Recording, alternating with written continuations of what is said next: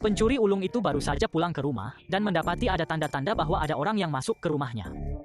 Dia segera mengeluarkan senjata yang disembunyikannya, lalu dengan diam-diam masuk ke dalam rumah. Benar saja, ada seseorang yang duduk di sofa, dan orang itu tak lain adalah Kyong-ge, polisi yang sebelumnya pernah dia tipu. Namun kali ini dia tidak datang untuk menangkap Lau Wang, melainkan untuk mengeluarkan sebuah foto kapal pesiar. Dia memberitahu Lau Wang bahwa kapal pesiar itu akan berlabuh di sini selama 2 hari, dan di dalamnya terdapat sebuah berlian senilai 300 juta, serta menyuruhnya untuk bersikap jujur belakangan ini, dan jangan sekali-kali berpikir untuk melakukan hal-hal yang tidak baik. Namun, Lau Wang sama sekali tidak tahu soal itu, dan bahkan mengatakan bahwa dia sudah lama pensiun dari dunia kriminal. Setelah mendengarnya, Chiang-ge pun merasa lega. Setelah dia pergi, Lau Wang terus memikirkan berlian itu. Akhirnya dia tak tahan lagi dan bersiap pergi ke kapal untuk menyelidikinya. Saat melihat berlian itu, Lau Wang tak bisa menahan diri lagi. Dia bertekad harus mendapatkannya. Namun, keamanan di sana sangat ketat.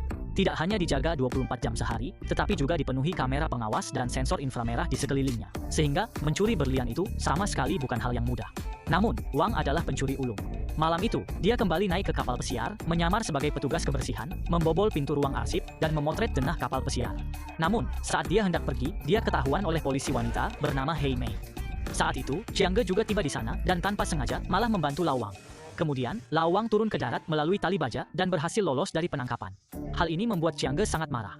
Keesokan harinya, Lau Wang menemui bos mafia setempat. Ia mengaku berencana mencuri berlian dan berharap mendapat bantuan dari pihak tersebut dengan janji akan memberikan sejumlah uang setelah misi berhasil. Untuk menunjukkan keahliannya, ia juga mengeluarkan denah kapal pesiar dan menjelaskan rencana terperinci kepada bos mafia tersebut sehingga berhasil meyakinkannya.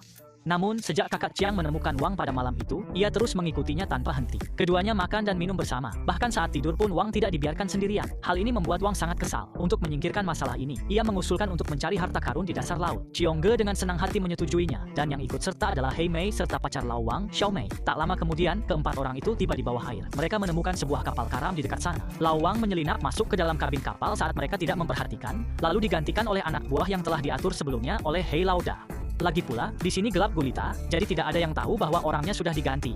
Kemudian Lau Wang meninggalkan dasar laut dan diam-diam naik ke atas kapal pesiar. Pada saat yang sama, seorang anak buah Lau Hei lainnya juga berhasil menyusup. Dia mulai memasang bom sesuai rencana Lau Wang. Namun, yang tidak disangka, semua ini terlihat oleh petugas keamanan di ruang pemantauan, dan petugas tersebut segera memerintahkan orang untuk pergi memeriksanya.